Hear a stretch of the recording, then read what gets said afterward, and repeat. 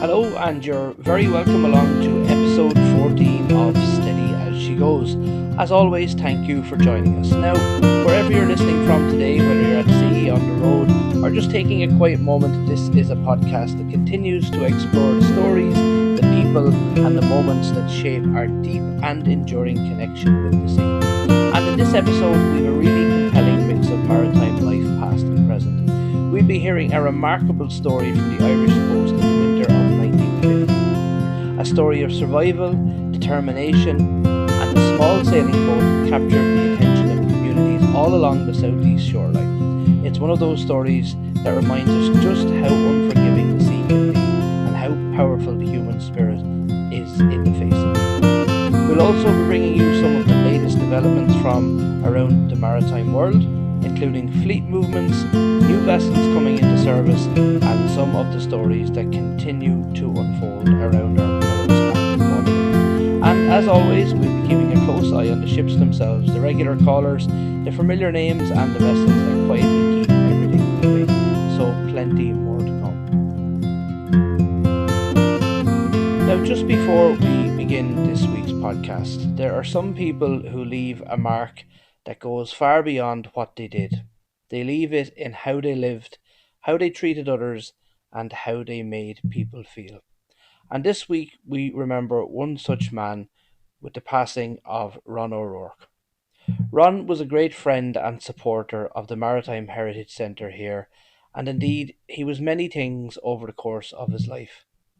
A seafarer who understood the rhythms and the realities of the water, a skilled boat builder and carpenter whose work quite literally took shape in timber and craft, and a musician, bringing people together in the way that only music can. But beyond all of that, he was first and foremost a gentleman. Ron was the kind of person whose presence was quietly felt, whose knowledge was generously shared, and whose company was genuinely valued by those lucky enough to know him. In our communities, people like Ron hold a special place. They carry experience, tradition, and stories, not as something to hold on to, but as something to pass on. And he did that with ease, with warmth, and with a generosity of spirit that will be long remembered. He was a dear friend to many, and his loss will be felt deeply across the community. While it's always difficult to say goodbye, it's worth taking a moment to reflect on what remains. The friendships, the memories, the boats he built, the music he shared, and the quiet influence he had on so many lives. From all of us, we extend our sincere condolences to Ron's family and friends. Fair winds, following seas, and steady as she goes, Ron. Arish Day Gorilla Hannon Dealish.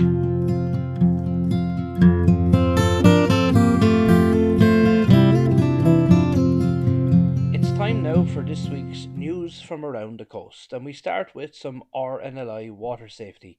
Now, every year, RNLI crews respond to hundreds of callouts and save countless lives, but many of those situations, by their own admission, could have been prevented with a better understanding of the water and how quickly conditions can shift. And that's what this initiative is about. The RNLI Water Safety Team are offering free 60-minute online sessions for secondary school students running every Wednesday and Thursday from 10 to 11 a.m. during term time. This will run between the 25th of March and the 28th of May. These sessions are designed to be practical and accessible, giving young people the kind of knowledge that doesn't just stay in the classroom, but stays with them when they're out at the beach, along a river, or on the water itself.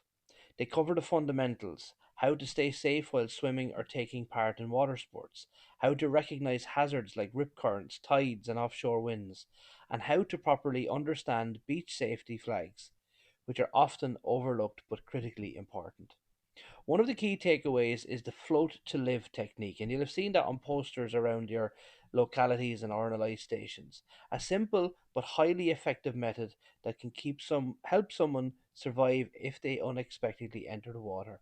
Alongside that, there's a clear explanation of cold water shock, what happens to the body in those first moments, and how to manage that initial response, which can be the difference between panic and control. These sessions also focus on what to do when things go wrong, including who to call, how to call them, and what information needs to be passed on in an emergency, ensuring that help can reach the right place as quickly as possible. And importantly, there's an opportunity for students to ask questions and hear directly from experienced voices, including serving lifeboat crew, bringing a level of real world insight that you simply can't replicate any other way. Now, booking is straightforward. Sessions are pre registered through Eventbrite.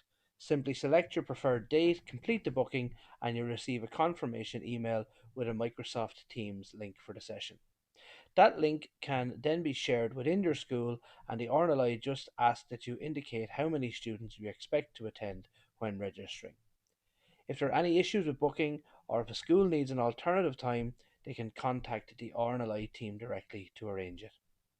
At its core, this is about preparation, because when something unexpected happens on the water, there isn't time to figure out things from scratch.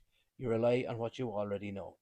And sometimes that knowledge can make the difference between life and death.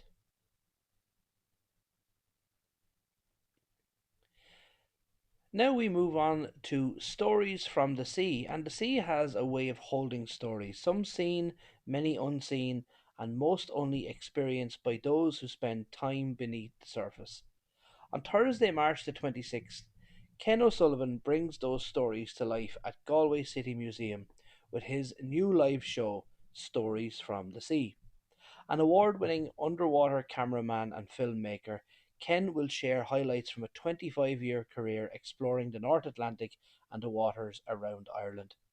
Through a combination of video, storytelling, and personal insight, the show offers a rare glimpse into a world most of us never get to see: life beneath the surface of the Atlantic. This event is part of An Tír Fuihin, the land beneath the waves, an outreach programme supported by the Marine Institute aimed at connecting people with Ireland's marine environment. The event begins at 18:30 hours and runs for approximately 75 minutes. Admission is free, but advance booking is required due to limited seating. So to reserve a place, email museum@galwaycity.ie, that's museum@galwaycity.ie, or contact the museum directly for further details. For anyone with an interest in the sea, maritime life, or the hidden world beneath the waves, this promises to be an engaging and insightful evening. And now a little reminder that the Dublin Bay Old Gaffers Association is hosting an illustrated lecture in aid of the RNLI, focusing on the life and career of Admiral Sir Henry Coey Kane. Titled Remembering Admiral Sir Henry Coey Kane, the talk will be delivered by friend of the podcast David Carroll at Poolbeg Yacht Club with an 8 o'clock start on Thursday the 19th of March. Kane, who lived from 1843 to 1917, is best remembered for his command of HMS Calliope during the 1889 hurricane in Apia, Samoa, an extraordinary moment of seamanship where he successfully brought his ship to safety while others were lost in the storm. Now, this lecture will revisit that story alongside the wider life and career of Kane, supported by a range of rare and historic imagery. For anyone interested in Ireland's maritime past, naval history, or seafaring stories, it's well worth noting and a timely reminder if it was already on your radar. And we wish David Carroll, of course, the very best of luck with that particular lecture. He joined us very recently here on the podcast.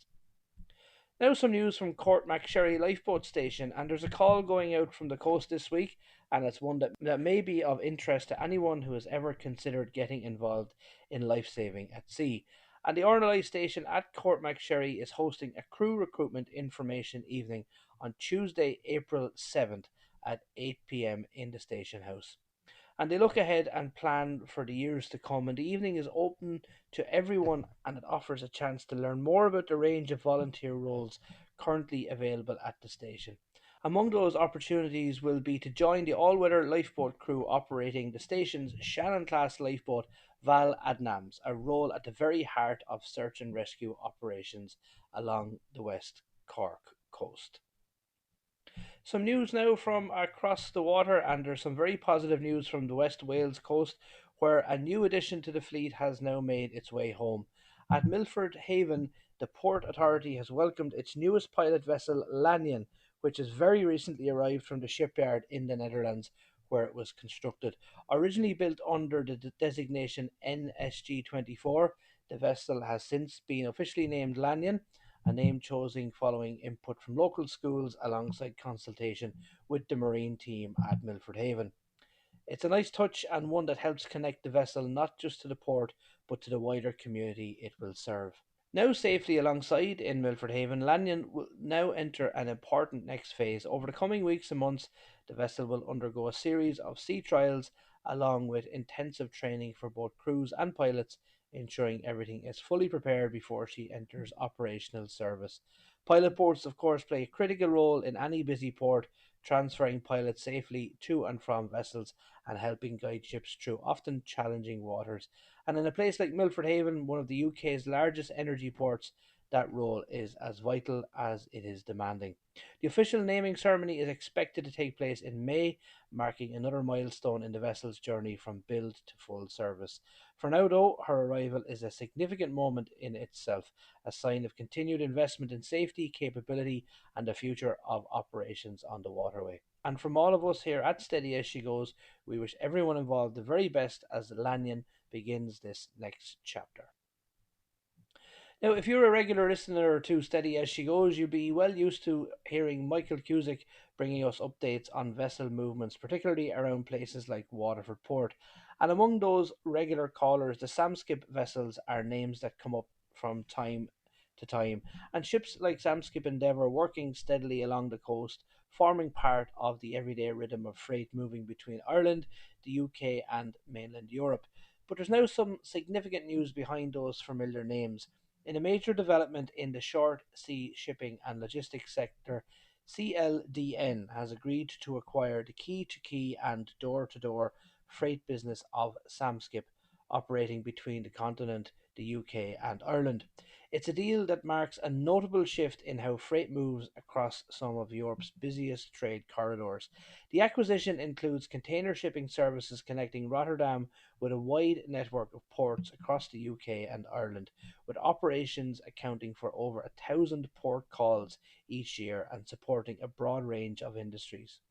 And while this may sound like a high level corporate move, it's one that directly connects to what we're seeing on the water.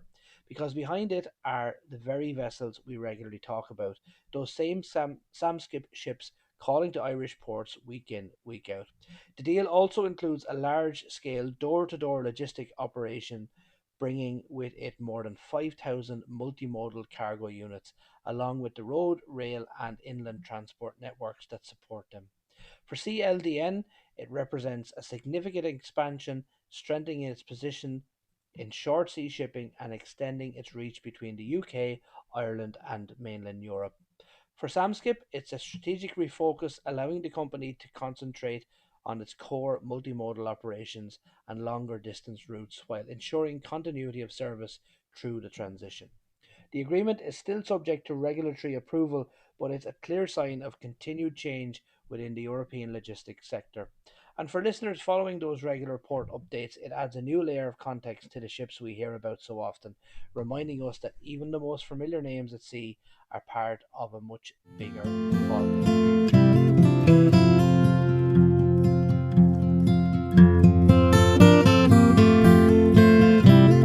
Now, along the southeast coast of Ireland, the sea has always been both a provider and an adversary.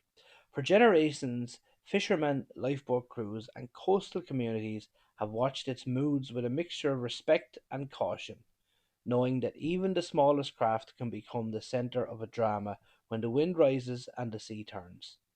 And from time to time, a story emerges from these waters that lingers long in local memory. A story of courage, hardship, and the unpredictable mercy of the sea. And this is one of those stories, and I'm delighted to David Carroll for reminding me of it. It comes from the winter of 1950 and tells the remarkable journey of Paul Muller and his daughter Aga, who set out in a 16-foot sailing boat named Berlin, carrying with them not just provisions for a voyage, but hope, determination, and a refusal to accept the circumstances they had been left with in post-war Europe. The Müllers were not adventurers in the traditional sense. Like many Germans in the years following the Second World War, they were trying to escape poverty and restriction in a divided Berlin. Their destination was Argentina, where they hoped to reunite with family and begin again. And to get there, Paul Muller built and adapted a small boat with his own hands. It was a fragile vessel for such a journey, but it was all they had. By the time they reached Irish waters at the beginning of 1950, they had already endured storms, rescues, and near disasters that had brought them to the attention of lifeboat crews and coastal communities right around Britain. Time and again, the sea seemed determined to stop them, and time again, they pressed on. Their story would become most closely tied to the Irish coast in those opening weeks of that year. On New Year's Day in 1950, Kilmore Quay, in County Wexford of course, found itself at the centre of an extraordinary arrival. Around 11 o'clock that morning, as people returned from Mass, fishermen noticed a small boat in distress on the famous St. Patrick's Bridge, that dangerous reef just east of the harbour. Mark Bates, from the well-known local fishing family, gathered a crew and set out aboard the Pride of Helvick. Approaching the stricken vessel, they saw two figures in oilskins waving for help. They were Paul and Aga Muller. The small boat was freed and towed into Kilmore Quay. Reports at the time described their faces as caked in dried salt, their bodies weakened to the point where they staggered stepping ashore. And yet, in every port they visited, they were met with kindness.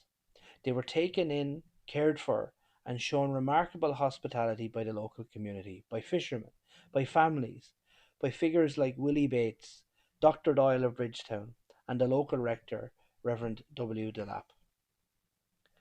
They were even offered accommodation for the winter, a chance to wait for safer conditions before continuing their journey, but they refused. Despite all warnings, they were determined to press on, and so, on the morning of Saturday, January the 7th, they left Kilmore Quay once again. Now, by 5 o'clock that afternoon, word had reached the RNLI station just round the coast at Helvick that the 16-foot boat had been sighted earlier off the Hook and later at Brownstown Head, but had since disappeared. At the same time, the weather was turning. A strong wind began to rise, building steadily until by nightfall it had reached gale force. Along the Waterford coast, from Dunmore east to Youghal, watchers kept vigil, scanning the darkening sea. As morning approached, hope began to fade. Experienced sailors believed the small boat could not possibly have survived the conditions. But on Sunday afternoon, during a search along the shoreline, the Honorary Secretary of Helvick Head RNLI, P.J. Morrissey, accompanied by Thomas McGrath, spotted something. The Berlin adrift and dangerously close to the rocks near Ballinaccourtney Lighthouse. The alarm was raised immediately, and the lifeboat Agnes Cross, already on temporary duty at Helvick, launched into a southerly gale and heavy seas. She found the small yacht just clear of breaking water. Two crew members boarded. The Müllers, exhausted, explained that they had anchored the previous day, but the cable had parted. They had been left at the mercy of the storm. The lifeboat took them in tow and brought them to safety at Helvick Pier, returning to station by 4:30 that afternoon. It was their ninth rescue since leaving Berlin. Once again they were met with warmth and care. Paul Muller, completely exhausted, had to be helped ashore. Aga, by contrast, appeared remarkably composed despite everything they had endured. By now, their story had spread far beyond Ireland. Newspapers across Britain and Europe had followed their progress. The rescues in Shoreham, Weymouth, Falmouth, Newquay, and Milford Haven. Everywhere they went, they left behind a trail of concern, admiration, and disbelief, really, at their determination. And yet still they continued. From Helvick, they planned to make for Cork Harbour, hoping to refit in Crosshaven before attempting the long passage south to the Canary Islands. And remember, this is just a tiny home-built boat. But even along the Irish coast, the journey remained a struggle. It took them more than 24 hours to travel just 10 miles to Ardmore. They were forced back repeatedly by strong winds. They were later towed into Ballycotton, having made little progress at sea. Eventually, after another difficult passage, they reached Cork Harbour, and from there, in February 1950, they set out once more. This time on the next stage of their journey, a 1,000-mile voyage towards the Canary Islands. Paul Muller believed it would take 3 weeks. For a time, nothing more was heard, until July. By then, they had made it as far as the west coast of Africa. But it was not the sea that would finally defeat Paul Muller. It was illness. After leaving Freetown in Sierra Leone, he fell gravely ill. By early July, they had anchored off the coast of Liberia, where his condition worsened rapidly. In a cruel twist, when help appeared, it was not rescue that came. Raiders boarded the boat, looted supplies, and left Aga alone with her dying father. Fearing their return, she cut the anchor and put back out to sea. That anchor, given to them in Helvik, was too heavy for her to recover. Paul Muller died during the night. Aga alone managed to bring the boat ashore and then walked barefoot for 6 hours through dangerous terrain until she reached the town of Buchanan. There, help finally came. Paul Muller was buried in Liberia, laid to rest by 2 Irish missionaries, a quiet end to a life defined by determination and a dream of something better. But the story did not end there. Aga returned to Ireland, and a country that had shown her such kindness in her darkest days. She was invited to share her story and chose to do so with the Irish press, where a series of interviews captured the public's imagination. In time, she built a life in Ireland, working as a journalist, marrying and becoming part of the very community that had once taken her in as a stranger from the sea. And so what began as a desperate escape from a divided Berlin became something much more. A story carried by a small boat across thousands of miles, a story of rescues and setbacks, of kindness and courage, and of a father and a daughter who refused to give up. Because for all its hardship, this is not just a story of tragedy, it's a story of endurance, of the people along the Irish coast, fishermen, lifeboat crews, and communities who responded with generosity time and again. And of a simple truth, long understood by those who live by the sea, that while the ocean may admire determination, it does not forgive it. And as one historian put it so simply, the sea has no mercy on dreamers.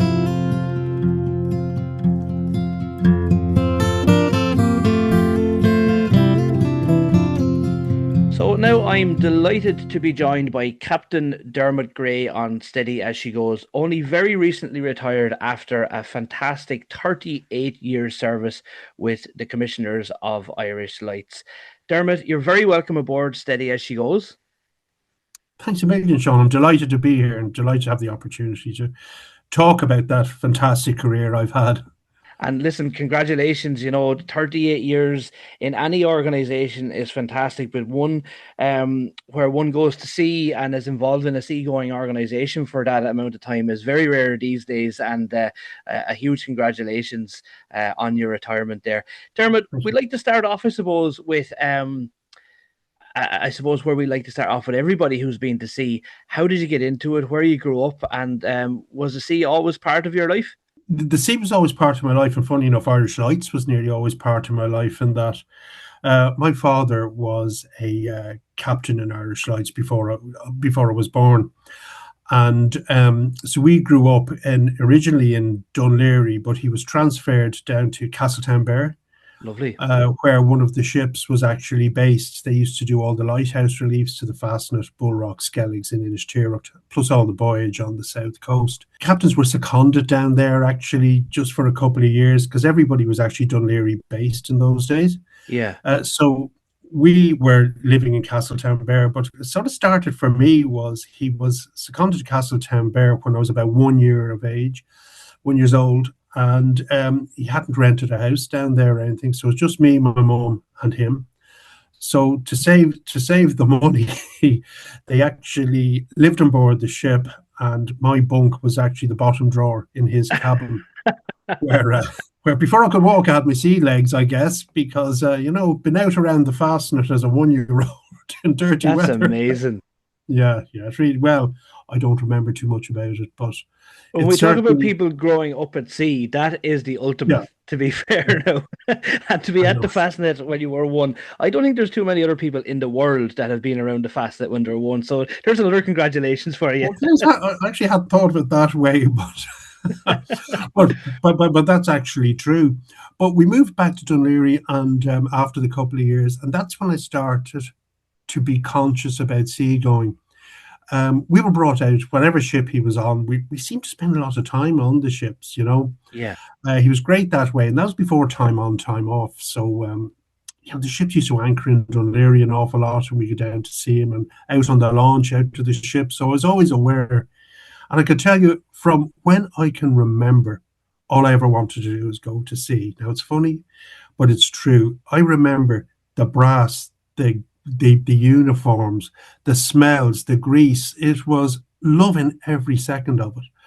And so that was it really from when I could remember. I just wanted to go to sea, That's and fantastic. not And necessarily in Irish Lights, but it's all I knew. yeah, yeah. And Irish Lights were one of those institutions and are one of those institutions that, and we spoke about it when we spoke to Elisa about the Isolde, that lovely uniform, the nice brass, the timber work, all that Yeah, traditional seafaring lore that was really respected and kept. Where in the yeah, modern day, like okay, on ferries and cruise ships and in the military, uniforms are still very present, but in the merchant fleet, not so much.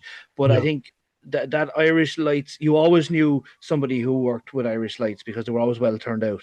Well, that's right, and like again, I remember as a kid, it was like Irish Lights. Any of us that worked there, Irish Lights was known as the Dunleary Navy, Yeah, um, because the ships were so spotless, well run, and all of that. But just as you say, joining and leaving the ships were done in uniform. Do you know what yeah, I mean? So that's back to an era, and I was delighted when I left last week. We it wasn't so much the brass buttons, but we still wear uniform. yeah. We It is we nice. maintain those standards. Yeah. So how did you go to sea then? Obviously, you were at sea from the Well, beginning, but from a right. commercial and a career point of view, how did that start? Well, probably because I was so obsessed with it, and I was obsessed. I, I I must have been driving my parents mad. Sure, I wouldn't miss an episode of the Oneiden line. That sort of thing. But my father thought it'd be a good idea to get this out of my system. That all I seemed to know about was Irish light ships. So believe it or not, it must be against the law. He got me a job as a galley boy with B&I, Right. and I was on the Kerry, the Sligo, the Wicklow, and Kilkenny as galley boy. Also as deck boy the following year, and he did that with the sole purpose of making me think it's not all like Irish Lights. And Yeah. B&I certainly wasn't like Irish Lights.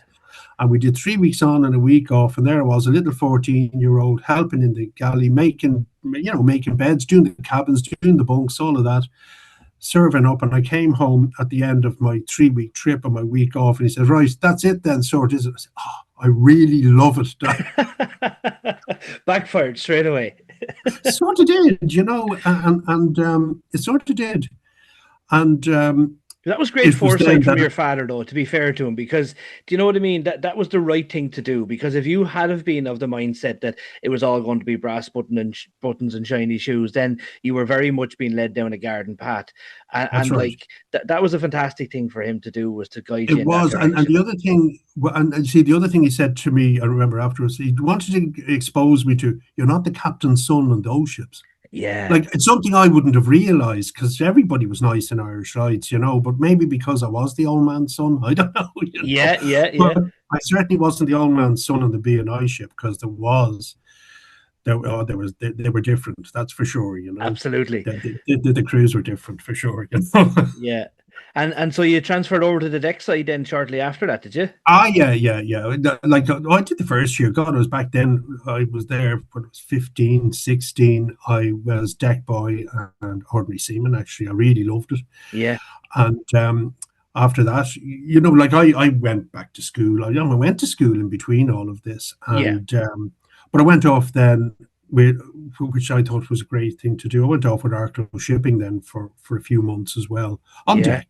absolutely, yeah, And that again was a whole different experience as well. And actually, we went to some nice ports, and we always seemed to have weekends in port. Learned how to hard-working work five ships, on, five off. What? hard-working ships. Oh, very hard working. Now, really hard working ships. But I had a good experience actually there with Arklow Shipping, Brilliant. and quite enjoyed my time there.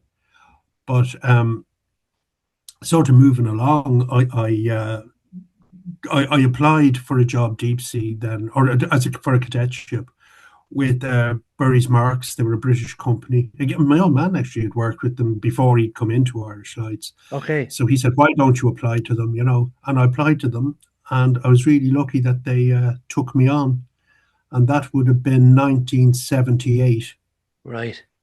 when I joined Burry's Marks. Worldwide And trading.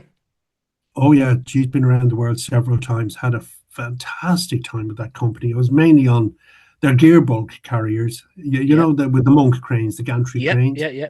and they were sort of like tramping ships, But oh, Jesus, we were everywhere, really were. And I mean, delight have been around Cape Horn, Cape of Good Hope, all the major sort of places, And we got time in a lot of those ports. Well, that was the one I was going to say to you, especially with a gearbolt carrier, you would have that bit of extra time, and the era that it wasn't all hurry up like we have now. What was the mix of crews on those ships at the time? Was it mainly British and Irish?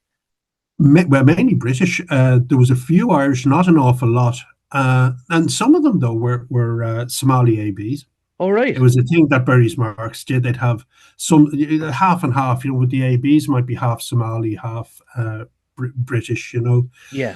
or Irish. But on most of the ships, I seem to have been the only Irish guy on board a lot of the Okay. time. But it was really, oh, I mean, look, I loved those ships. The way they were run, the age profile as well.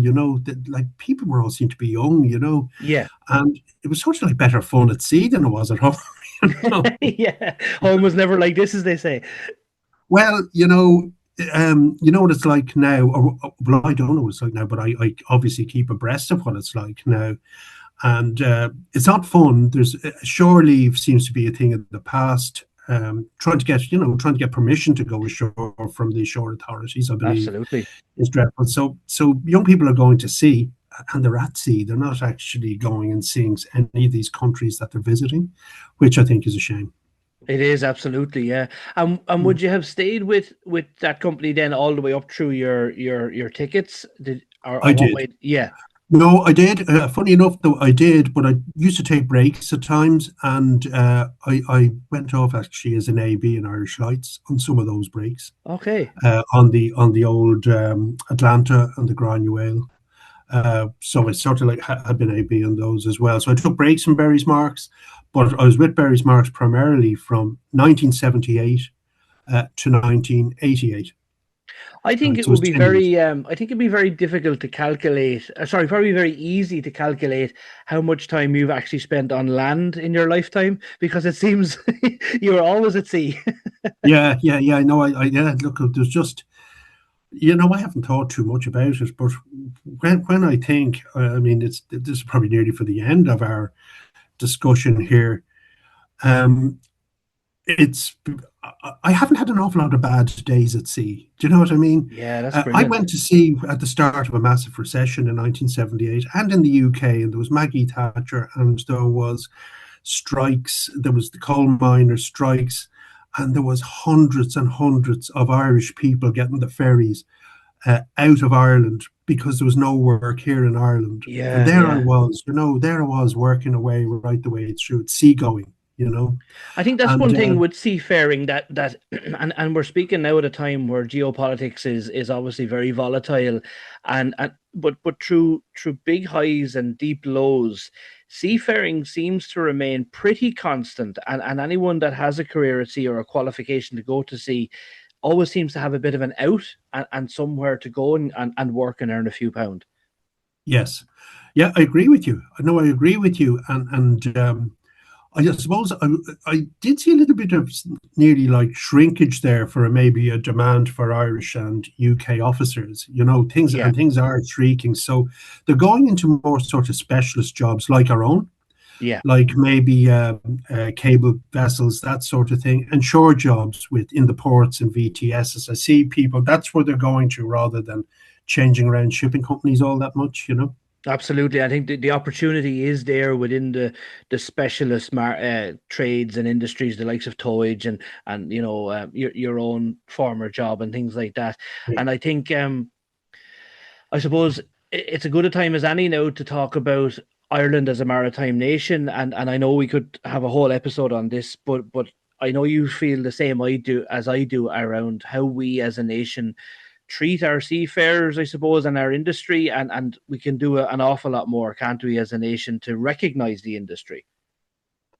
Well, I believe so, but again, when I speak about shrinkage, when I went to sea, there was Irish Lights, there was BNI, there was Guinness, Dublin Shipping, Limerick Shipping, I think were there, Yeah, Tyrrell's, Arklow. There was quite a few shipping companies around, so there was an infrastructure behind that in training, catering, deckhands, officers. The officers' training never stopped. yeah, But all the people that you need to manage ship was all there and been trained. That's gone. All that's left in Ireland is basically Irish Lights and the Marine Institute. I yeah. think that's about it. So we're not we're not getting a throughput of Irish seafarers really, that start at the bottom and work up or anything like that. And just back to your point, sort of why did that happen? Now, look, business probably finance makes ships flag out in different places. I think other reasons as well. But so we're not the same maritime nation I believe we were 30 or 40 No, years ago, certainly not. even. Yeah. Yeah. And it's a shame because, as an island nation, training people means that we have the resource and the wherewithal to be able to go and do it. If you have the people to do it, well, then a lot of people will agree that the easiest thing in the world is to buy a ship, but the hardest thing is to run it. And if you have the Yeah. people to run it and you constantly train them, well, then the resource is there. And I mentioned in last week's episode, like the fact that an Arklow shipping vessel, an Irish flagged Arklow shipping vessel, was heading up the Amazon. And that was a news item. And back Yeah. in the day, that would have been, no matter where you went in South America or anywhere in the world, you'd have come across an Irish flagship. But now it's a news item now. Well, that's right. No, no, no, there is that right. But it's back to the maritime stuff, and in getting people to see, okay, when we were all young, shipping companies would take us on and that sort of thing. And like when I was talking about BNI, even with myself, right? Obviously, that's never going to happen again, those sort No. of things. But we're going around, there are smart ways to still attract people to join the ships that are left. Smart ways like the companies will undertake maybe to train them. You can Yeah. get some young people working, say, in the Aran Island ferries who might want to broaden their horizons. They've got a little bit of sea time. Companies like ourselves, the Marine Institute, could look at actually taking them on as trainees, Yeah. getting their nav watch rating certs. Maybe they want to go through college. I just think there's other ways to do it. And All we need as is I the say, desire, I suppose, in the right places, isn't it? yeah, it's true. Yeah. Going Yeah. back to yourself then, Dermot, and I suppose your father would have been a huge, obviously, influence on you, obviously, as a person and as a seafarer growing up. Was there any other mentors or captains or senior people in your seagoing life that you can remember that you looked up to? And how were you treated in general on those ships years ago? Was there always a good atmosphere and a good push towards your development? Yeah, well, when you talk about inspirational, I suppose it would start at like I would have to mention my father in all of this, and this isn't a daddy fixation or anything. It's just that he taught us lots of things from a very young age. But certainly, when I went to sea, there was certain things about. I remember one, and it really has stood to me: volunteer for the dirty work. Yeah, When no one's going to go into that bilge, put your hand up and you get yourself down there. And actually, you might enjoy it. And you'll yeah, find after a while that you won't be asked to be going down that bilge every you know. Yeah, fair play. And it's actually, it stood to me, you know. And I always have volunteered for the dirty work that others wouldn't want to do. Been left with it quite a lot of the time. Yeah, the second part doesn't always come true. No, but there was that, and this is just starting out. Look, he taught us how to sail yachts from the age of about 6. You know, always sail upwind. If anything happens, the wind will blow you home. Always Yeah. swim against the tide if anything happens. He taught me about the tides around Ireland, like bedtime stories. So that was sort of that was him and that was him preparing me to go to sea. Going away to sea inspired. I can't remember anybody standing out, but I remember everybody being helpful. Yeah. Uh, we all sort of helped each other, but so I was a young fella going off then deep sea. Now I couldn't say so much about B&I or Arklow shipping. I mean, there wasn't a lot of it there, but like you learn all the time.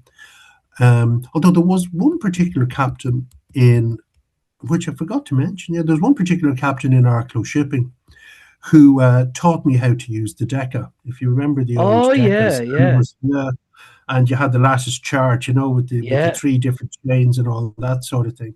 But he taught me how to use the Deca, and he would leave me up on the bridge. You know, as a young lad, we used to do 5 on 5 off there, All right. but up the English Channel, up through the Dover Straits, and he'd be down his cabin, you know, and I'd be plotting the ship's position and calling him every time I saw a red, green, and two whites right in front of me. Yeah. Absolutely. And there's plenty of them down there. Yes. So look, so I remember that getting, you know, after that actually saying, I actually quite like this bit sort of in navigationally in charge of the ship, right? Fleeting moment, but it was there. I liked that. Yeah, yeah, As, I certainly know when I went off deep sea, that's when we all helped each other out. As I say, the age was good. We were all close in. I mean, average age would have been maybe 25 to 28 on those very ships. young then. The Yeah, captain being the oldest, but the captain being the oldest would have been 40 maybe, you know. yeah, yeah. And there was a great feeling of camaraderie there, you know, in all aspects of those jobs while I was deep sea. But Absolutely. um, but certainly in Irish Lights, I would have to call out has been a huge inspiration to me was Captain Shay Hickey. Okay. Uh, I don't know if you know him, but he was Shay had come up through the ranks in Irish Lights, and he was Marine Superintendent.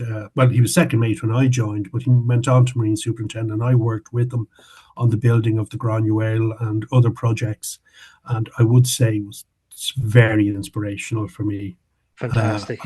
about looking at the bigger picture with aids to navigation, with report writing, with how to get what you want the Yeah, correct way instead of yeah. shouting up and down about it, all that. So I would actually have to highlight Captain Sheehy as somebody Fair that had a play. Yeah, huge it's influence on it, my career. You know? it's nice to recognize those who have helped us in any small way or big way. Yeah, But those skills that you alluded to there are, as you progress through the ranks and as your job kind of changes and the stuff that you have to do changes as a senior officer and going all the way up, especially standing by a new build, all those things are yeah, so important and to make your life an awful lot easier. I suppose one of the proudest days in people like us, as I call us, is when we get our master's ticket and when you qualify as a yeah. master. And the second half of that kind of pride and sense of achievement is when you first take command. So could you tell us about those two halves of that Yeah. question?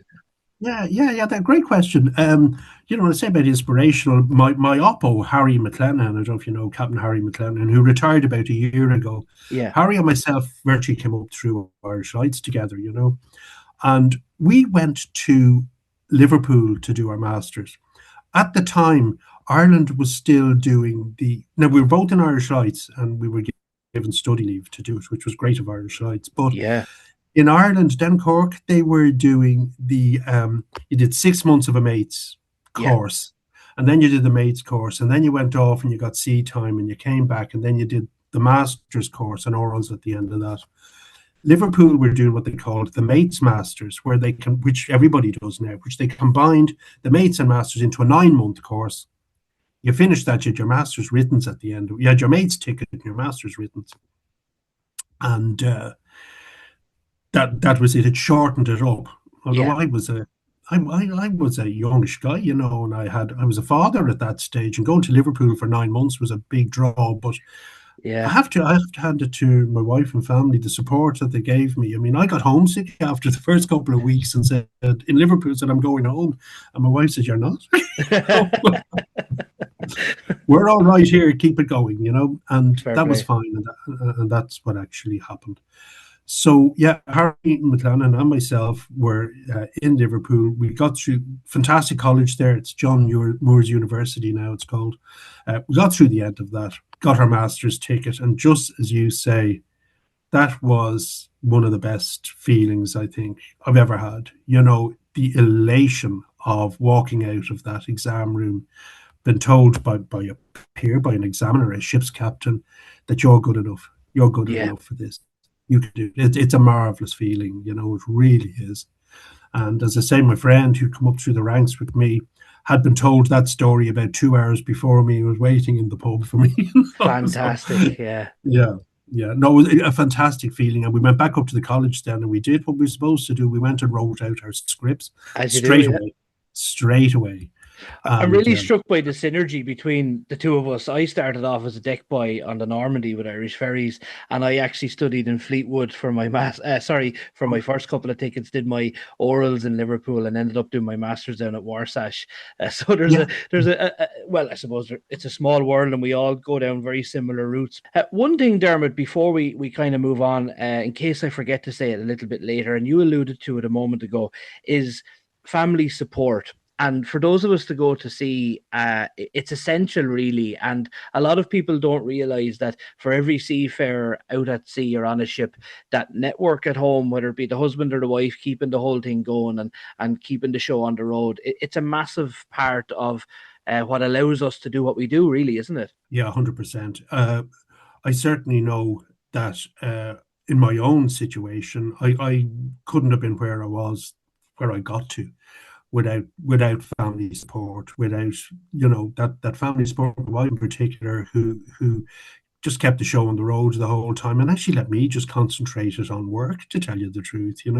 Yeah, so And important. but it really was important, and because look, you've probably seen it as well. I've certainly seen it where some of my colleagues hadn't got that kind of support, and they're quite unhappy because their their partners or wives or whatever mightn't want them to be away at sea, and so they're in a job that they actually like, but they feel the pressure to stop it as well. Yeah, So absolutely. I've seen people who almost feel guilty because they're enjoying their job, that's and right. I know. That's right. yeah, so it is like those of us who have that support are so lucky. I suppose, Dermot, we'll move on now, kind of formally move on to Yeah, Irish Lights and the Grania Whale and all of that fantastic story. 38 years. I suppose when you yeah. started off, you didn't think you'd be there for that length, but tell us all about it. Tell us about your first and early days and all your experiences there with Irish Lights. Well, well, I put it like this: I got married and was still with Barry's Marks when I got married. So I got married in 1988 or 1987, I think it was. No, 1988. And 2 weeks after I was married, I was off out to Japan and joined at Barry's Marks ship out there. Hmm. I did a 4 month trip. And I got home after 4 months. Only been married for 2 weeks at this stage. I got home after 4 months. And I swear to God, I was only in the door, I'd say 15 minutes when the phone rang. No mobile phones, the actual telephone rang. And I picked it up because that was novel to be able to pick up a telephone. Yeah. And it was actually a second officer of the Grey C.I.L, one of the Irish Light ships back then. I don't know if you remember her, but she was the ex-Sea Force clansman. They bought her to replace the Atlanta as a short term Yeah. thing. And he rang me up anyway, and he said, would I be interested in doing some temporary work with Irish Lights? I said, well, when are we talking about? This was a Sunday, Tuesday. So, following Tuesday. I said, look, thanks a million, but no thanks. I'm just married. I've been away for 4 months. I'm home. I won't be able to do that. He said, this could last for 6 months. He said, you might get 6 months out of this, actually. Right. And I knew all about Irish Lights with the family connection, all that. Now, this wasn't my father ringing me up. This was a bolt out of the blue from the ship itself. Yeah. So I said, give me 5 minutes. I'll call you back. My wife didn't know anything about Irish. She didn't know about month on, month off, which the job was. And heel of the hunt, I went for it. I told Irish Lights, yeah, I'll join the ship. And that was 38 years ago, actually. That 6 month contract ended up as a 38-year job. Wow. I obviously did the first month. I knew there was more work in it. I was due to go back with Burry's Marks after 2 months. I resigned from there. I just took the chance, stayed with Irish Lights. I always figured it was a stepping stone to a shore job, really. That was the idea. Right. And well, so that was me joining Irish Lights. Temp for 7 years. They kept the Grey Seal for 7 years, and they couldn't make us permanent then because the ship was always going to go, basically. But it Yeah. lasted for 7 years, and then through natural wastage, I was made permanent on the Granuaile, the last Granuaile. Then, so look, that was actually joining Irish Lights, and that Grey Seal was a fantastic ship to learn your trade on because she wasn't custom built for it at all. So you had to think everything out. There was a high degree of seamanship needed to do all the buoy work, the lighthouse support work that we used to do then was huge. Small boats bringing barrels of oil and water and whatnot into these lighthouses on the west coast, and even Tusker was always a challenge, I can tell you, with tides. Learned my trade there, but again, with all the people on those ships knew their jobs, the ABs, the engineers, the deck officers, everybody. It was a great environment to work in. Remember, this is different than cargo ships now or ferries or Yeah. anything. You're in a whole new world now. But to be in that world where everybody knew their stuff, the bravery, you would see by fellas who just took it for granted. Just getting into heaving boats. Just these be the ABs into heaving boats, towed into a dirty old landing there, passing stuff up with a pipe in their mouth, Yeah. calm. Everything was calm. And it taught us to be calm. And you sort of calibrate your head into what's dangerous and what you can do, what you can't do.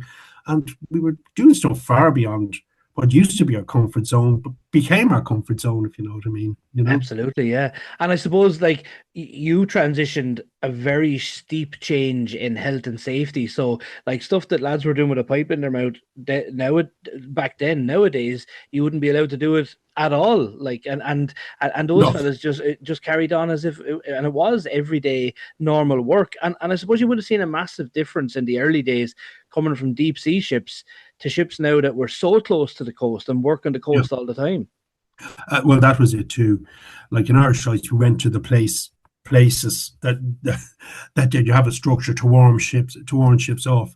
Yeah, the proximity of the land and the dangers and everything associated with it was actually beautiful. It was Yeah. really beautiful to be in some of these places, where you couldn't have imagined that you would be. But yeah, a really, like I know I keep saying I loved everything about going to sea, but wherever I was great, and this was a whole new chapter that I was thoroughly enjoying as well. Lighthouses, Dermot, are something that fascinate me, and we are very lucky in this country that we have some absolutely not just beautiful lighthouses, but in beautiful locations and in rugged, dramatic locations. So for you to be able to be so close to those fantastic locations, but also the importance of those structures and of those navigational aids and for warning of dangers, that's a massive part of, again, allowing us to be seafarers and to be safe and to be able to navigate around our coast.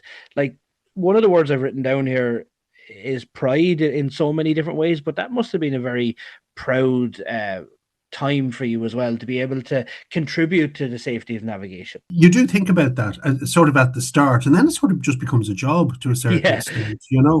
But you do think about your role and your place in everything. Like, what are we? What is our function? Why are we here? And it always came back to me time and time again. Well, we're here to mark the dangers, to ensure that shipping and trade and Ireland it survives and is successful. You think about that. I always thought about that, and certainly when I became captain, actually, I thought about it more and more. So, And Irish Lights has obviously a huge history. Like, we were going way back to 1786, I suppose, when the very first kind of utterances of protecting lights and stuff started, and then the Lighthouses Ireland Act in 1810. But since that time, there has been huge tragedies, like when we think of tragedies on the Rock, maybe at the Fastnet or the Tusker, and the C.I.L that we discussed a couple of episodes ago. And would I be right in saying that the memory of all those people is interwoven really into the fabric of the organization, and that would have been quite,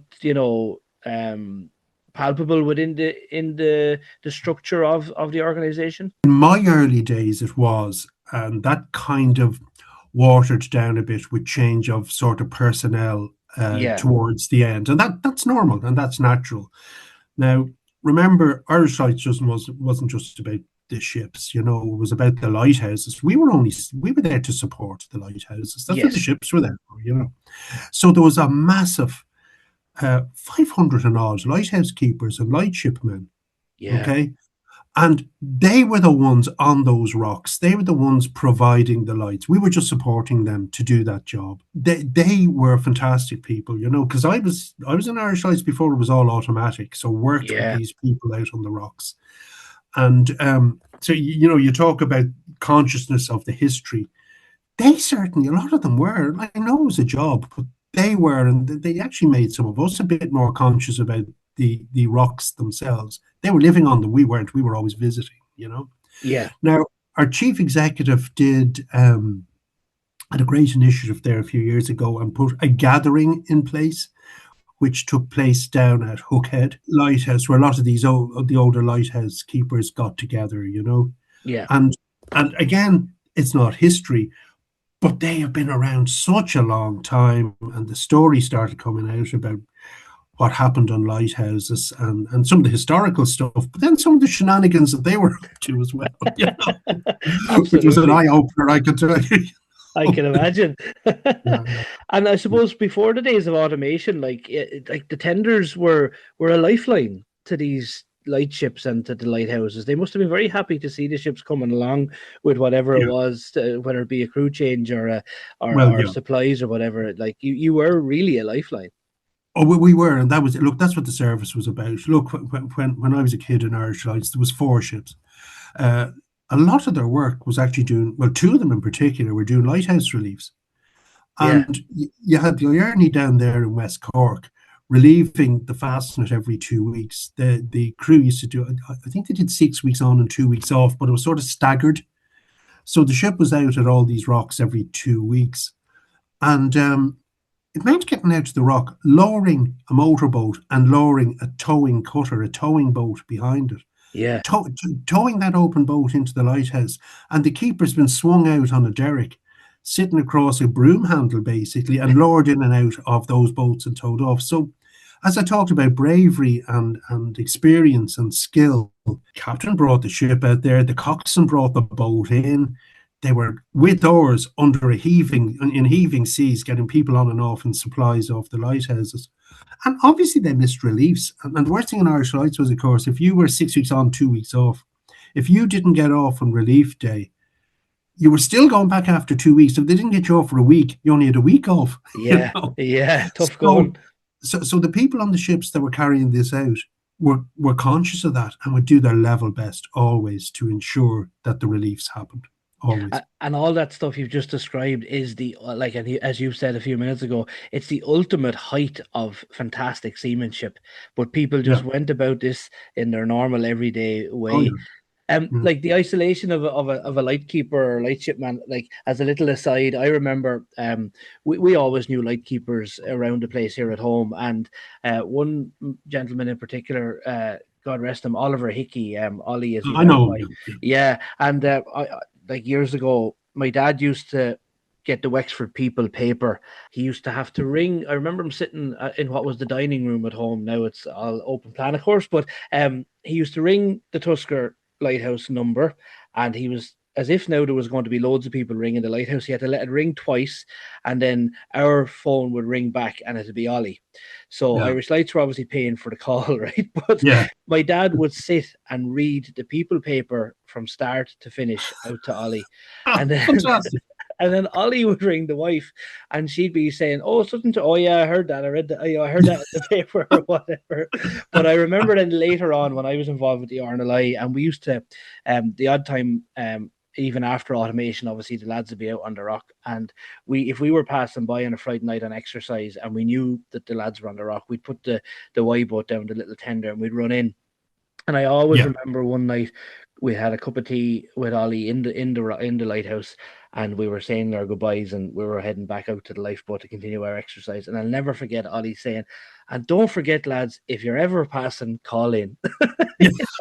Oh, You no, like it's the most normal thing under the sun, I know. Brilliant, brilliant. Yeah, yeah. Let's move on to the Grania Whale herself, Dermot. A fantastic ship, and my opinion on it is she was groundbreaking at the time. I remember her being launched and all the pizzazz around that, but she was really a new generation of ship for not just Irish Lights, but for the country as well. Would you agree with that? Not just for Irish Lights, but for the whole lighthouse, and the whole lighthouse service being the we work under, being the GLAs, the General Lighthouse Authorities. So she was the prototype for both Trinity House and Northern Lights. She was the Yeah, test. She was the test bed. Now, I was privileged to have been appointed as the assistant project manager. Shay Hickey been the project manager in our office in Dublin, and I was out on site in Holland and Romania for the build. So I was really there. I was the Irish Lights person. I was interpreting the specification with consultants, but from the Irish Lights side, I was there interpreting the specification to the Dutch builders to ensure that everything went right, according to spec. And then we changed things as we went along. Said, oh, that mightn't work for buoy work. This might be better. It was very controlled. So that's a big milestone, big pride moment for me to have been given that job with the prototype. And then the ship was launched. And she certainly was different. Far more deck space, no rudders. There was an azimuthing bow thruster and two azipods. We were dynamic positioning. And the electronics, etc., on board was all second to none at the time. You could start engines from the bridge on a computer screen. All that sort of thing was there. yeah. So she was very new, and I remember actually our first Irish port was actually Rosslare. I remember it. Yeah, were you in Stena then? Yeah. I was on the deck that day. I think he called in to get a couple of boys before he headed up to Dublin. Was that right? Well, we were certainly there, and we probably did get a couple of boys because the ship had come from. The ship was actually launched in Galatz in Romania. Yeah. She came down, now not with an Irish Lights crew on board. This is with the building crew. She was towed down through the Black Sea, out through the Mediterranean, up to, she went up to a port up in North Holland. And that's where the fitting out, that's where and I was living up there actually nearly now. That's where the fitting out the expensive equipment got put on board. She was brought down to Bremerhaven to a closed-in floating dock, closed in to get the painting finished. Went on trials, finished trials, and all that was great. On the way back into Trinity House, they saw the ship before anybody in Ireland did. We stopped at Trinity House to do a buoy for them actually, and even the buoy trials with that ship it's a story in itself. But Rosslare was our port. Rosslare was where we went to get ready for the grand arrival of the Grania Whale in Dún Laoghaire. That's right. I And remember a flatbed truck with a couple of yes, nav boys, and there was an that's engineer from Wexford. I can't recall his name just now, but my dad knew him, and he got the heads up, and we went down. And that time, of course, there wasn't a whole lot of ISPS going on. And anyway, we were well known in the harbour in Rosslare. And I remember you were on berth number 4, and yes.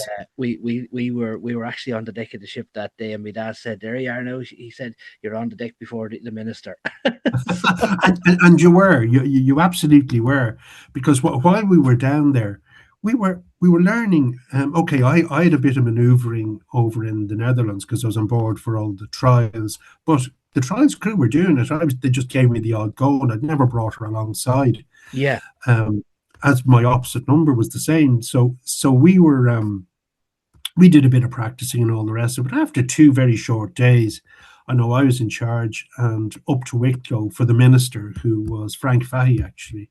Yeah, Uh, so the minister boarded us. We went up to Dunleary, and I remember going into Dunleary, and God, all the dignitaries came out in Dunleary. We stopped in DP in the middle of the harbour. Everybody came out. There was a big hoo-ha. And I had to bring the ship alongside then in Dunleary. First for me, and did it. It all went very well. And I remember having TV3 down and RTE were out that day. It was a huge, it was a big event for the time. absolutely. 26 years ago. That was 26 years ago that happened. Amazing. One thing that you've mentioned there a couple of times, and it kind of slides into one of the next topics I was going to ask, and how things have changed over the years, navigation, seamanship, and all of that.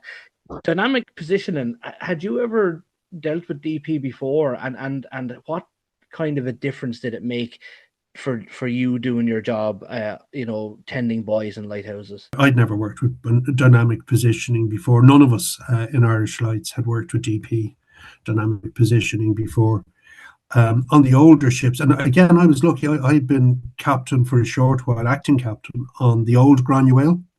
Oh yeah. So we were working that. We were doing buoy work without DP. In the tides, we'd go up tide of the buoy, drop an anchor, fall back on the buoy holder there, get it in, all of that. A lot of seamanship involved with that. Absolutely.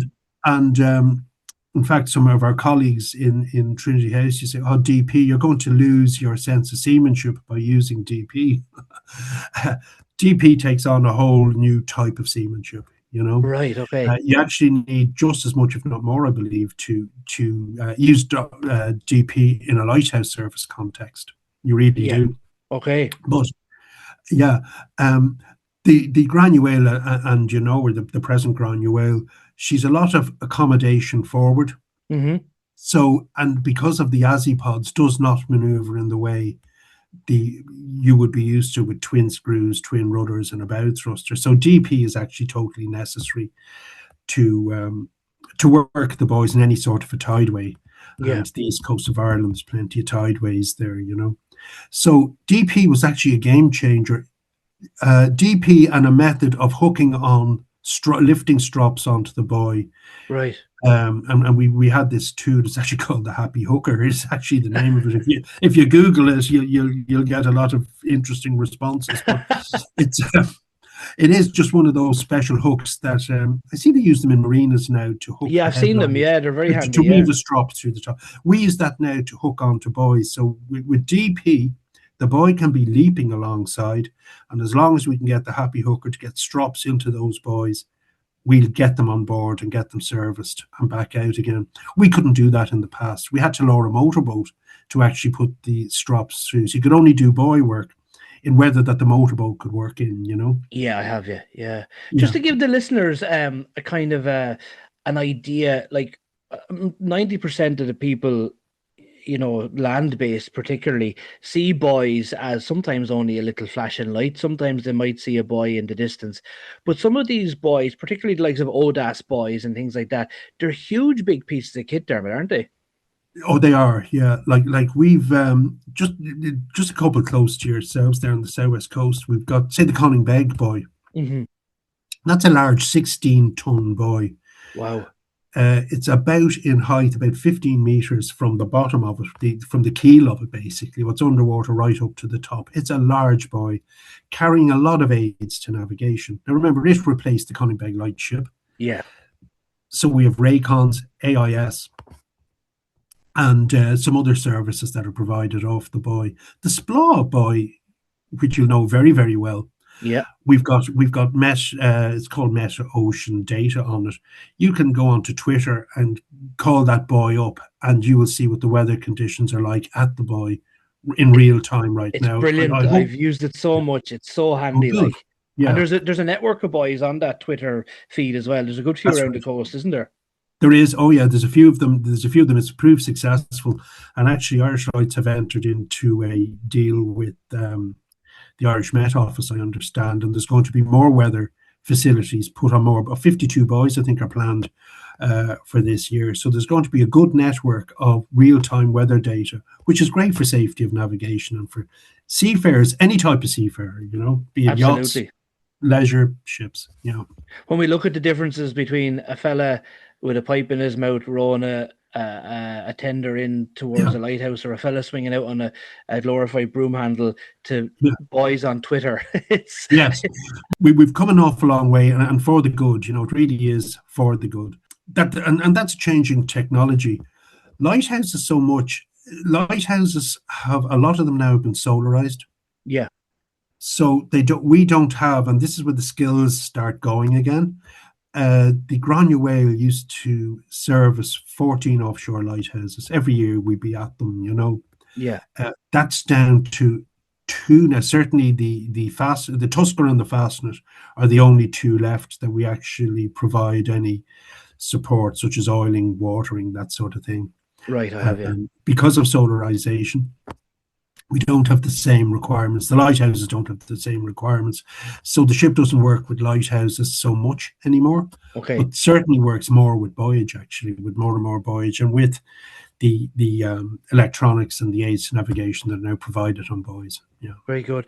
And you mentioned there, when we start first talking about the Granuaile, she was a prototype and she was a world leader, I suppose. And Yeah. then the Galatea for the UK authorities and the Pharos for the Scottish authorities, they were built then off the same plans, or with the same design in mind, Yeah. from the success of the Granuaile. Would that be right? That's correct. Now I was there when the teams from Northern Lights and Trinity House, for the Galatea and the Pharos, were there, and their brief was build a Granuaile with improvements. Right. Okay. So they thought the best thing to do was build their ship slightly bigger with a longer crane. That wasn't such a good idea. Okay. The longer crane proved they had to come to us to see how we work. Our crane is a 20-meter crane, 20 All right. meters in height. Theirs is 30. And the reason for the longer crane was they thought they'd be doing some work with oil rigs, lifting stuff on and off. Yeah. So they went for the longer crane. However, it's quite a long reach on the runners to lift buoys in and out. Mm-hmm. And you get the pendulum effect very, very quickly. Yeah. So they came to us to see how we were handling it, albeit on a smaller crane. We had tugger winches there that we used as steadying lines. And so we went some training with those. But yeah, you're right. We were the prototype. They built ships the same, only slightly bigger.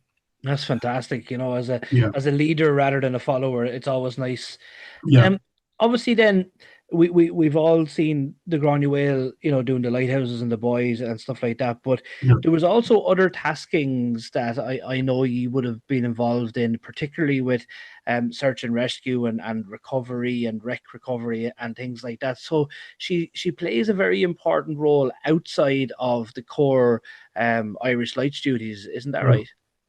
Oh, she does. Yeah, yeah, that is correct. And I would say, luckily, I've sort of she's so successful. She's a really, really good ship for a lot of different types of work, and outside of our core job.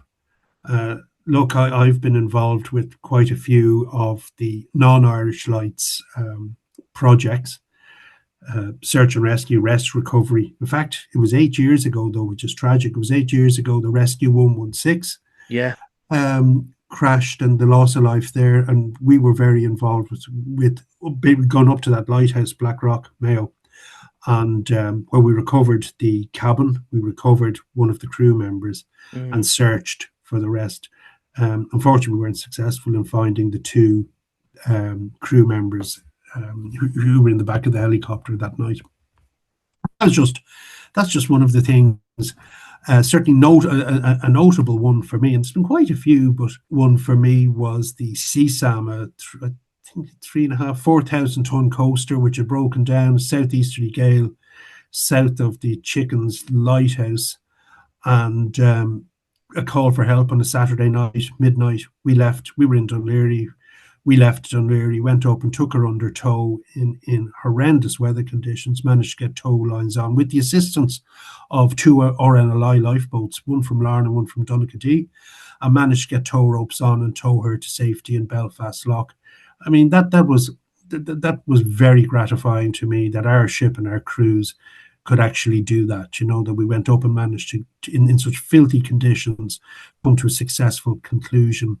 It's There was the fantastic. lifting of the Rising Sun down off Wexford, which we were down there with the divers. We recovered the not one of the crew members, one of the other divers. Billy was his first name, who had gone down to see if he could help. He drowned himself. That's right. We recovered him. Very nice man. I'd actually met him. It was awful actually to see him been taken on board the deck of our ship deceased, because I'd been in a court case with him actually a few months before that had happened, to do with the that boat that went down in Slade Bay. I can't remember the name of Oh it. yes, I remember. I can't remember the name myself now, Yeah. but yeah, I remember the incident. Yeah, So but these like, are notable. These are notable things we're involved with. Some but notable they're things. hugely important, and I would have worked closely alongside you in my time with the RNLI as well, and being able to provide a platform for naval divers to be able to provide a Yeah. platform to be able to recover wrecks or partial wrecks in the very immediate aftermath, and also some time afterwards. And this might sound a little bit romantic, but when I saw the Grania whale there, it was a kind of a feeling of safety and security and help, and it means so much, as we all know, in this industry, and in this community, for items, or in particularly remains to be recovered. That is so important for a family of somebody lost at sea. And I think the Grania whale has been, to pardon the pun, a shining light and a fantastic. I don't like using the word resource because it's a little bit impersonal, but to have a vessel like that with her capabilities to be able to come and provide that platform and provide that assistance. Only for her, we wouldn't be able to do that, because it would take a long, long time and a lot of additional funding to contract somebody Yeah. else in to do it. Well, that's really great of you to say that, because we don't realize working there, but that perception that people, marine based people, have of the Grania whale, that she is reliable, capable, her crews can carry out some important work, and as you say, to bring people home, it's horrific. It's a horrible thing to be part of, but at least we have been part of it, and we've been successful with that, as we have with a lot of other those sort of missions. Really. Yeah, and it feels like that means a lot to you, to have It command of the does. ship with Yeah, such an important role. yeah, it does. No, it really does. It's a great source of pride to myself that I have been in command of that ship, and she's perceived the way you've just said it there. Yeah, fantastic. You've said the word pride there, and I mentioned it a little while earlier. I think there's a huge amount of pride running through your whole career from the very early days, and like throughout the conversation here. I know the listeners can't see, but I can hear and I can see the smile in your face as we're Yeah. talking about that. And when you talk about hearing a smile in somebody's voice, I think you can do that, and we can hear that from you. Oh, looking back over your career as a whole, Dermot. And I know it's very hard to put this into one or two sentences, but what do you feel the sea and the career has given you over that lifetime? Oh, do you know what? It's sort of a hard question, but it's sort of, as we've spoken over the last hour, I started off as a 1-year-old, and I ended up as a 66-year-old, having spent most of that time at sea. It's certainly formed me. Hmm. It certainly formed me. I have met some of the best people because I've been at sea. Some of the best, really the best people, and friends who have remained friends to this day. Give me a highly, highly rewarding and satisfying life, a whole working career of it. It really has. I sort of feel a bit of that I'm retired. It's like, I think, what happened in Friends or whatever, or some programs, and just like that, it's all over for me. Yeah. And it nearly feels like I should be packing my bag next Wednesday and going back, but I'm not. But I've no regrets. I have absolutely no regrets. And I think I'm very lucky to come to the end of a career and actually say no regrets. I can't remember an awful lot of bad days in all my career at sea, which I think I'm lucky. That's a huge thing to be able to say, to be fair, Yeah, and I think although you're not packing the bags, I think you're somebody who will very much stay connected with the industry and the maritime community, and the community itself is very good at that. We yeah. we we make so many connections, and it's such a small world, and we tend to keep those connections up. And I know you'll have friends and colleagues throughout the industry that you'll keep in touch with. Um, would you have any advice for anybody thinking of going to sea now? Would you recommend it? I think you probably will. But what would you say to somebody thinking about going to sea at the moment?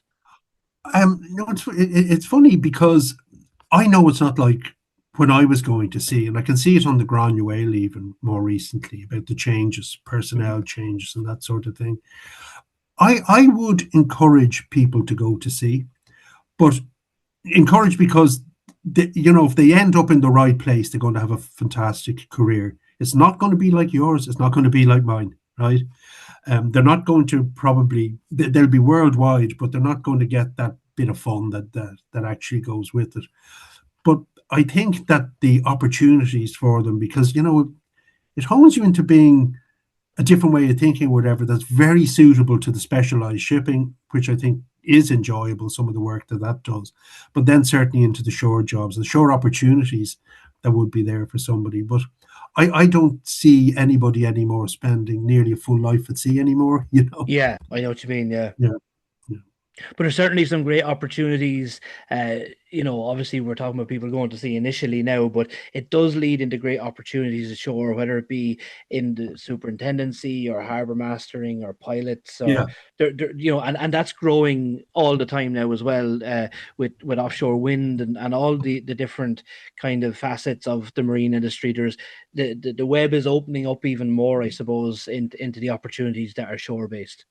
Exactly. No, no, you're exactly right. And just as you say, I'm just thinking of how you would encourage people. I'm thinking about some of my colleagues, and they were all on the ship with me, a lot of them, and they're all in jobs like just what you've spoken about, superintendents. They're working marine offices. There's harbour masters in there.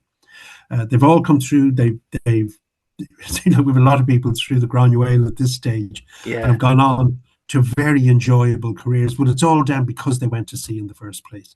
And I would absolutely. encourage people to it. As I say, just the way the way we learn things, the way we know how to do things properly, our thoroughness can lead to great things. Absolutely.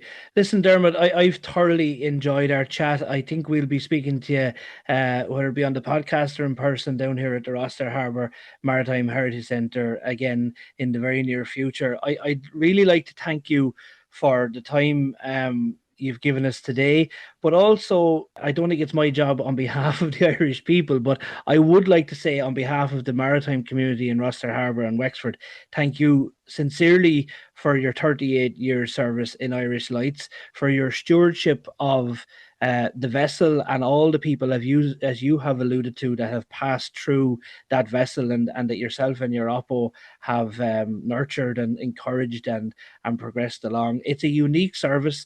I think as a nation, we should be very proud of the current vessel Granuaile, all that has gone before and all that is to come. So thank you sincerely for joining us today, and thank you for all your service. Sean, that means an awful lot to me.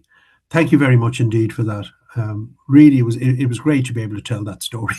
Fantastic, Dermot, and we'll hear lots more from you, I'm sure, in the future. As I say to all our guests here, Dermot, thanks once again, and steady as she goes. Thank you. And thanks once again there to Captain Dermot Gray. A fascinating career, a really interesting and insightful story into 38 years with Irish Lights and his previous seafaring career. And just picking up on something we mentioned there with Dermot, the Splock Buoy is actually part of a much wider and increasingly useful network around the Irish coasts. These are the smart buoys operated by the Commissioners of Irish Lights, and what makes them so valuable is they're not just navigation marks anymore, they're live weather stations really, and every 20 minutes they're recording and sharing real-time conditions, wind speed, wave height, sea temperature, often publishing directly to social media and Twitter, as we said.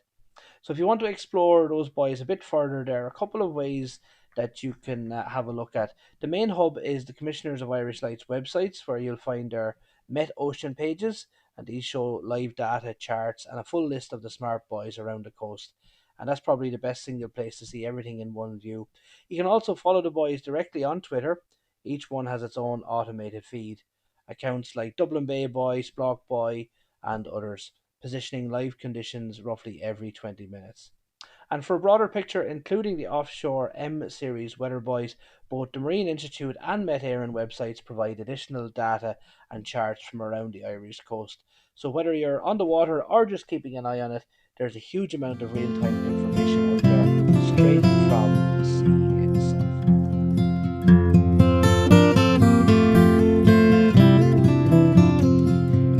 Now, there are moments at sea and moments connected to the sea that never quite leave us. They settle somewhere deeper in our memories and they become part of the fabric of who we are, especially for those who live and work along the coast or who understand what it means to answer a call for help when conditions are at their worst. One such moment came in the early hours of March 14th, 2017, with the loss of rescue helicopter 116.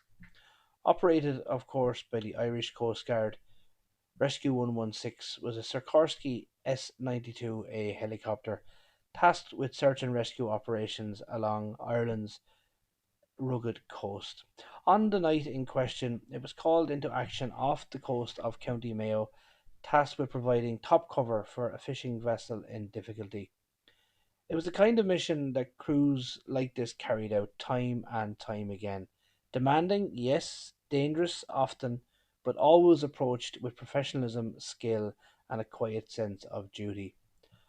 On board that night were four highly experienced crew members. Captain Dara Fitzpatrick, a trailblazer in Irish aviation and the first female captain in the Irish Coast Guard. Captain Mark Duffy, a deeply respected and seasoned pilot. Winch operator Kieran Smith, whose role placed him at the very edge of every rescue. And winchman Paul Ormsby, trained to be lowered into the most unforgiving conditions to bring others to safety. Together they represented the very best of search and rescue, a team bound not just by training but by trust. As Rescue 116 approached the area known as Black Rock, a remote and isolated outcrop off the Mayo coast, contact was lost. What followed was an immediate and massive search effort. Air and sea units mobilised, communities watched and waited. Across Ireland and far beyond, people hoped for news that deep down many feared might never come. Over the hours and days that followed, the reality began to emerge. The wreckage of Rescue 116 had been located, and one by one, the loss of those on board was confirmed. It's difficult, really, to put into words the weight of that loss, not only for the families and the friends of those four crew members, but for the entire search and rescue community. Because incidents like this strike at the very heart of what that community represents, the willingness to go no matter the risk so that others might come home. Captain Dara Fitzpatrick's body was recovered in the early stages of the search, and the discovery brought a moment of profound sadness but also a focus to the efforts that continued in the days that followed. In the aftermath, there was reflection, investigation, and a careful examination of what had happened, and the Air Accident Investigation Unit would later publish its findings, highlighting complex chain of factors, including navigational challenges and the critical importance of accurate terrain data in operations of this nature. But beyond reports and findings and beyond procedures and recommendations, there remains something far more human. Because what defines Rescue 116 is not just how it was lost, but how it lived and how the crew lived. This was a crew that had saved lives, many lives, people who had been plucked from the sea, from cliffs, from situations where hope was fading, because this crew showed up. And that is the legacy that they leave behind. Around Ireland's coastline and indeed across the wider maritime world, the story of Rescue 116 is remembered not only as a tragedy, but as a reminder of those risks that are taken by those who stand ready to respond, a reminder of the skill and bravery required to do so, and a reminder too of the cost that is sometimes paid. For those in the maritime community, their names are not just names, they are part of a roll call that is spoken with respect and never forgotten. And for anyone who has ever looked out to sea and taken comfort in knowing that help is there if needed, their story matters more than most. So we remember Captain Dara Fitzpatrick, Captain Mark Duffy, Kieran Smith, and Paul Ormsby. We remember their courage, we remember their service, and we remember the quiet, unwavering commitment that brought them out into the darkness that night. May they rest in peace. Ar dheis dé go raibh a hanamacha dílis.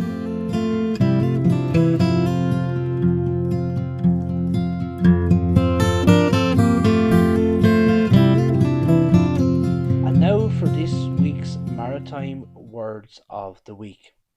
And we're looking this week at the phrase to the bitter end. And that's one of those expressions that feels dramatic. And it is, but its origins are firmly rooted in life at sea. In everyday use, we take it to mean carrying on until the very end, no matter how difficult or hopeless things become. But in nautical terms, that meaning is much more literal, and a little less grim, I suppose, than people often assume. On board a ship, as many people will know, the bitts are strong, upright wooden or metal posts, really, fixed to the deck, used for securing ropes, particularly heavy mooring lines or anchor cables. The bitter end is the very last part of a rope or cable, the end that is fastened around the bitts, or the anchor, the very end of the anchor cable. So when a sailor lets out an anchor cable to the bitter end, they are paying out every last length of cable available, right down to the final securing point on the ship. It's about using everything you have left. Over time, the phrase moved ashore and took on a more figurative meaning. It came to describe perseverance in the face of difficulty, sticking with something right to the absolute conclusion, even when the outcome is uncertain. And perhaps that's why it endured, really, because whether at sea or on land, the idea is still the same. When you've reached the bitter end, there's nothing left to give, but you have given it all. And that just about brings us to the end of episode 14 of Steady as She Goes. As always, thank you for taking the time to listen. It really does mean a lot to us. If you've enjoyed this episode, don't forget to subscribe or follow the podcast on the platform of your choice. It's the simplest way to make sure you never miss an episode each time they're released. You can also stay connected with us across our social media channels, where we share episode updates, maritime news, and some of the stories and vessels we talk about here on the podcast. And just a reminder as well that the Maritime Heritage Centre in Roster Harbour is open every Saturday from 12 to 4. If you're in the area, you're very welcome to call in, take a look around, and spend a bit of time exploring the history and stories of our maritime community. Admission is, of course, completely free. Coming up on next week's episode, we'll be speaking to Dara Sheridan, CEO of C.I.L Training Ireland. So that's another one to look forward to. Until next time, thanks for listening, safe sailing, and steady as she goes.